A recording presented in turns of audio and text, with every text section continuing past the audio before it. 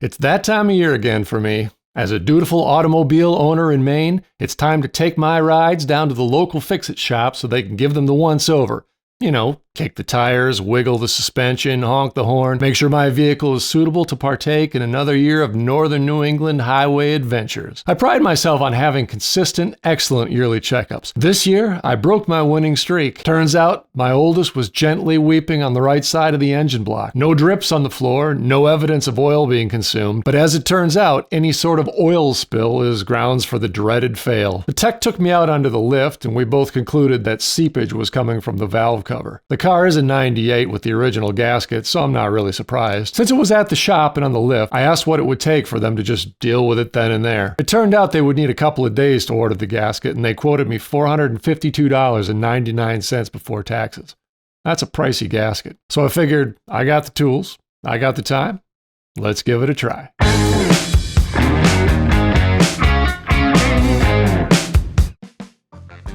So I thought we'd start this thing off by getting a look at exactly what we're dealing with here. Take the snake cam down. This is the passenger side of the engine that we're looking at.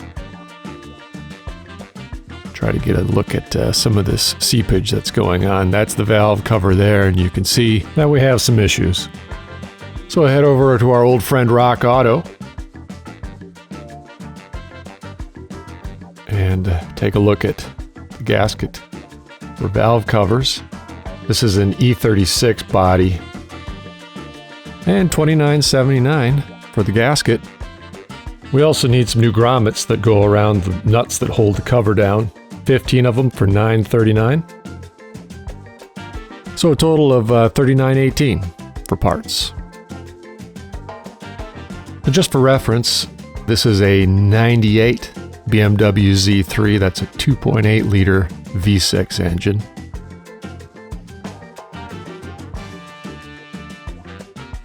Removing this wiring harness will make it a lot easier to get to the back side. Everything inside the engine bay is pretty well laid out. Everything seems pretty modular, and it's very easy to figure out how to take things apart. Things are tight, however. So sometimes dealing with taking things like this bracket off can be a little tight. You can scratch up the fingers a little bit, but just take your time and make sure you remember where things go.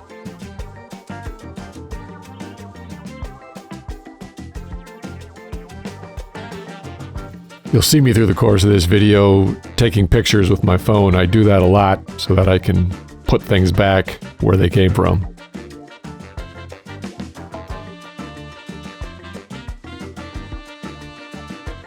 That's the data link housing that just clips onto the side and easily pops out. Trying to make some room in there so I can work. Most all the bolts on this thing are 10 mil. Top cover there will expose the fuel rail, which we won't have to do anything with this repair. Meanwhile, this lower housing requires the filler cap to come off to pull it out, which will then expose the coils and everything that we need to take a look at. Cracking loose the bolts on all of the coils. These are 10 mil.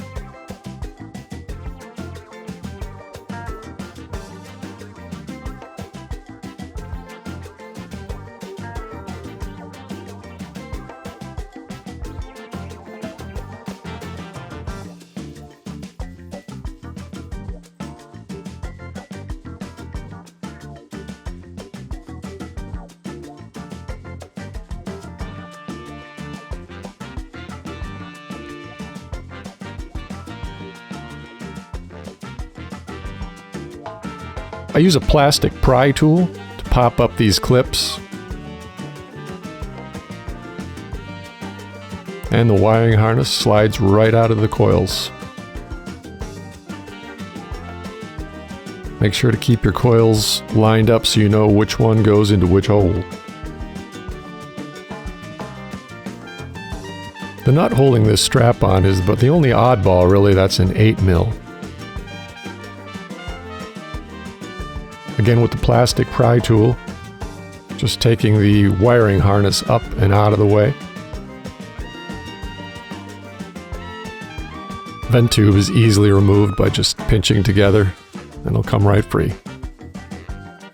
Vacuuming up well to make sure no dust or debris or contamination falls into the engine when I take this cover off.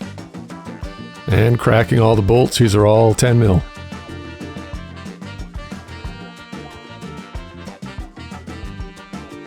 I numbered these nuts when I took them out. I don't know that it's necessary to put them back in the same place or not, but I figured why not.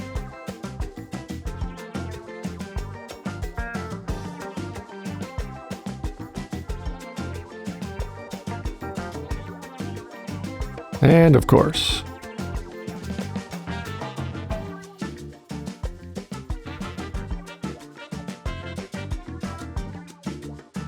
fortunately, it's the only one I drop.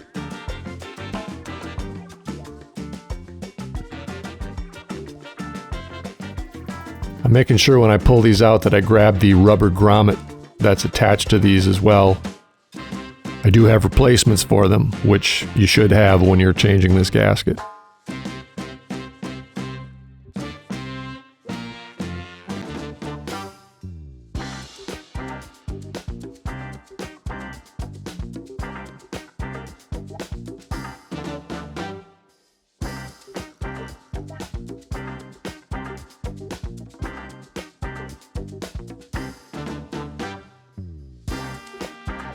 An unfortunate part of car repair is that sometimes you have things that are a little too rusty and they snap right off.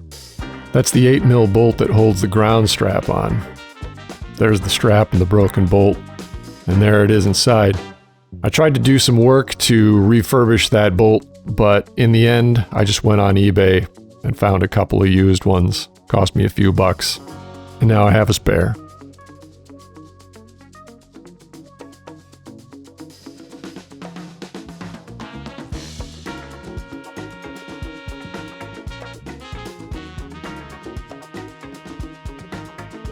On an older engine, sometimes these things get a little sticky.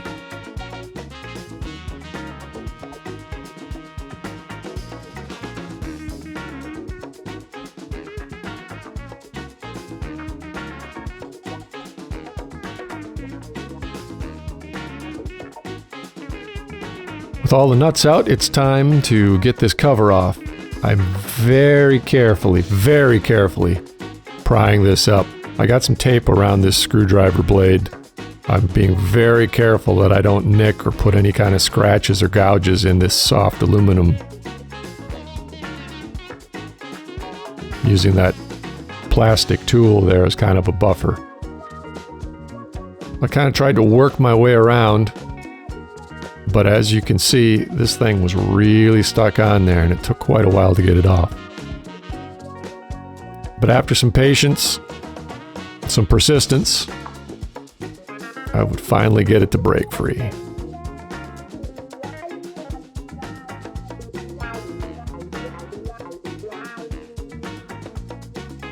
I really got to the point where I thought I might have missed a bolt somewhere. It actually really scared me when that popped off. I wasn't expecting it right then.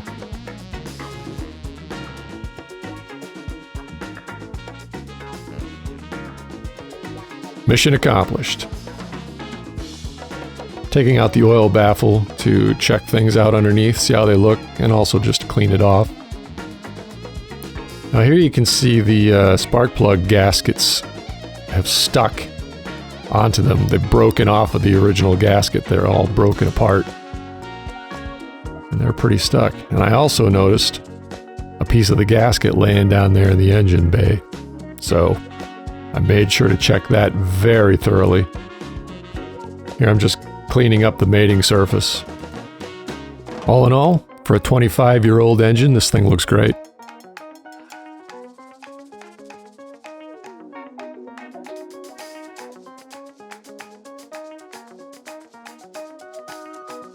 Here I'm cleaning up the side where the spill was, so a little brake cleaner on the side there, trying to get that all tidied up. Time to remove the old gasket. This thing was really crunchy and brittle. became very evident how and why this thing was leaking. Right where the bolts hold it down, it tended to be very brittle. This is the original gasket, so it's 25 years old. There was something very satisfying and therapeutic about taking this gasket out.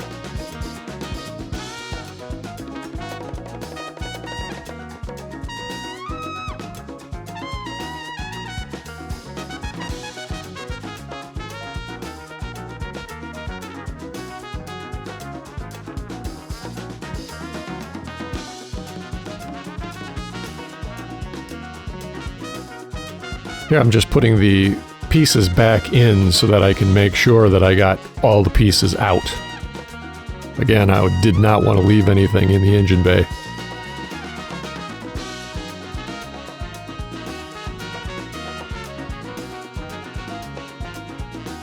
Some of these proved a bit difficult to get out because of time and heat and age. They were really stuck in there.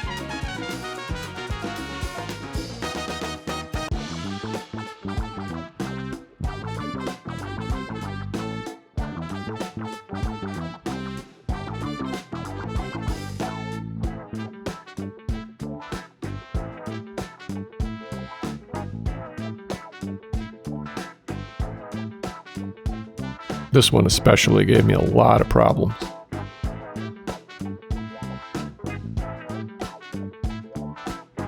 Without wanting to mar or scratch the surface, it probably took me a half an hour to get this out. Again, that's my plastic pry tool.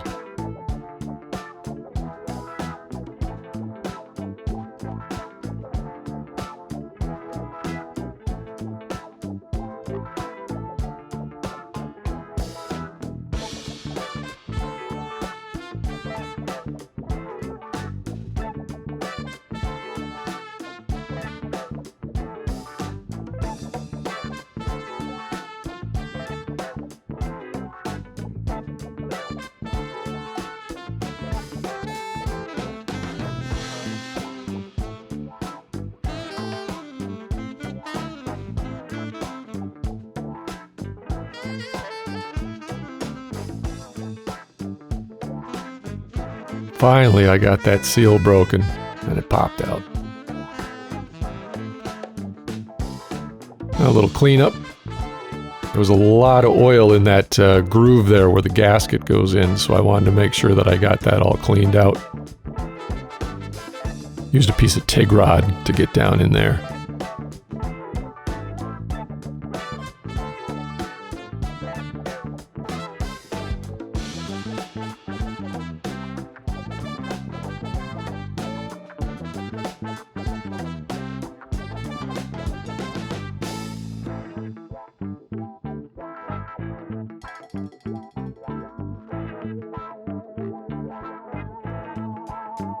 And here's the new gasket and the grommets.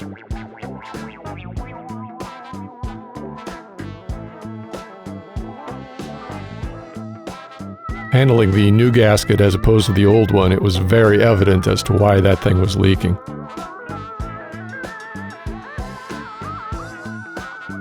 Here I wanted to compare these grommets, the new ones, to the old ones. The new one is on top, it's just a little bit smaller than the old one.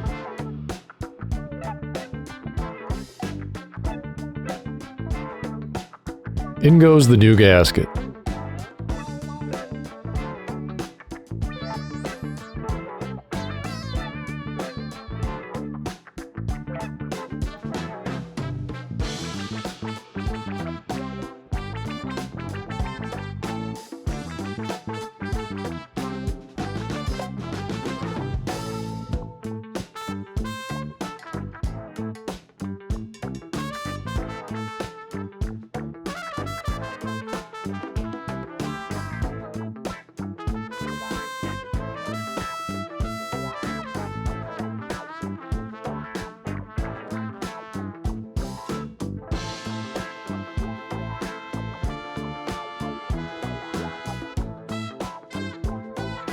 And the new plug hole gaskets.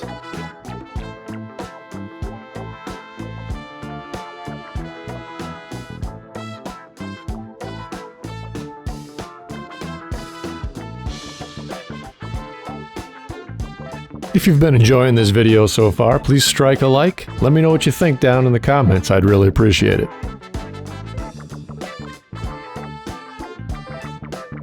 And with that, it's time to put things back together. There's a number of places where you need to use some gasket sealer. I'm pointing them out here. This is where the Vanos cover connects to the block. There's a gap there, and it will leak if you don't use some sealer. Doesn't take a lot. Per the instructions on the tube, you should let this stuff set up for 24 hours before you stress it. So I waited for a day before I took it out for a test drive. Second area is in the back of the engine, those half moons. You need to have some sealer in there too.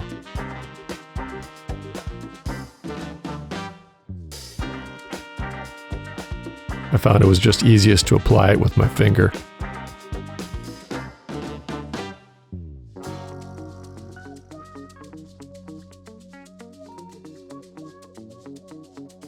And the cover goes back on.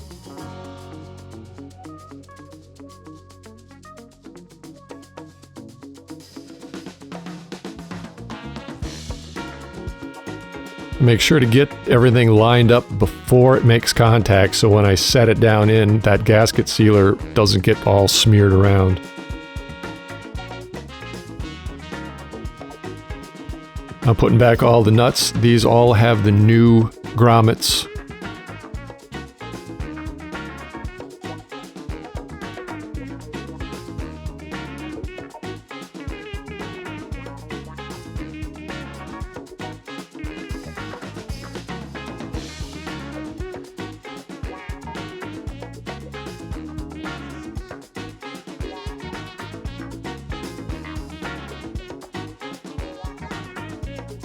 And now I'm just going in and making things finger tight.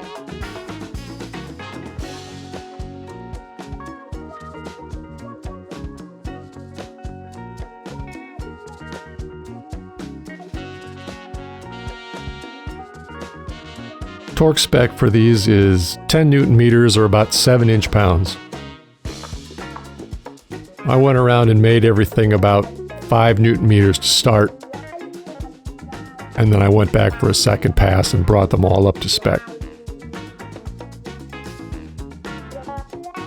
Doesn't really show it here, but I tried to do a star pattern starting in the middle and then working out towards the outside. Here I'm just doing a final check. I'm going around and making sure everything is up to 10 Newton meters. Here I'm replacing the ground straps.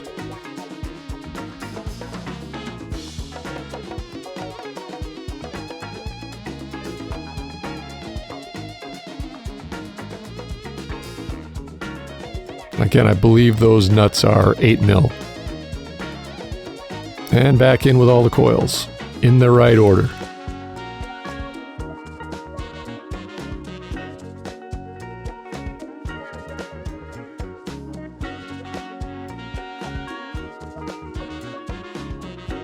Don't forget the ground straps.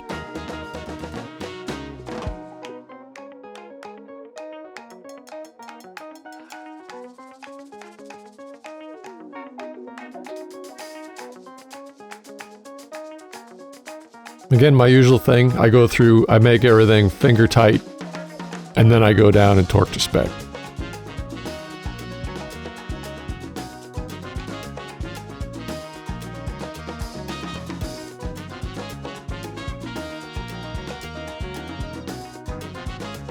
These I did not torque them specifically, I just gave them a good snug up with a wrench.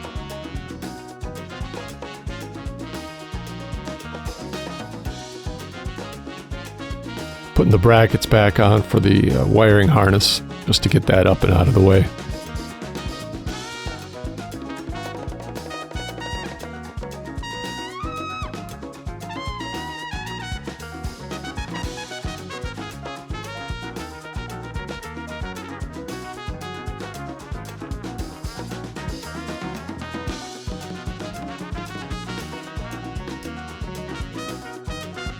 And replacing all the pieces that I took out prior.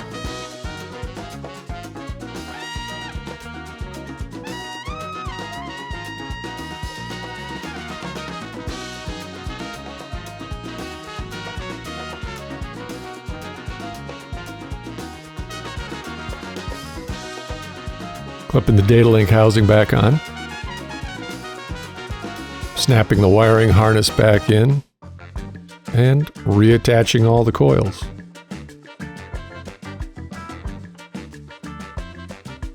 Ground strap. Don't forget the ground strap. 8mm nut.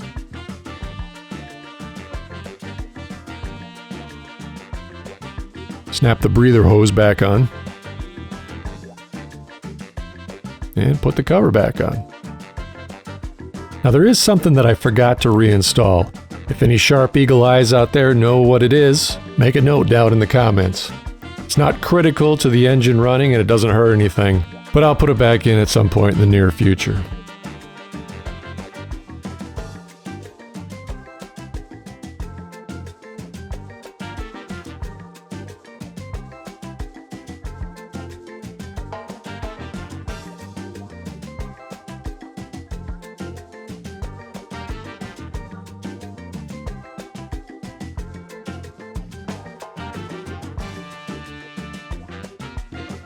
All covers back on, clips going back in. I'm gonna make a replacement for that missing clip there, so keep an eye out for that video. Just a little tidying up with some zip ties. Then I let it set for a day so that the gasket sealer would harden up. And job done. $500 in the bank.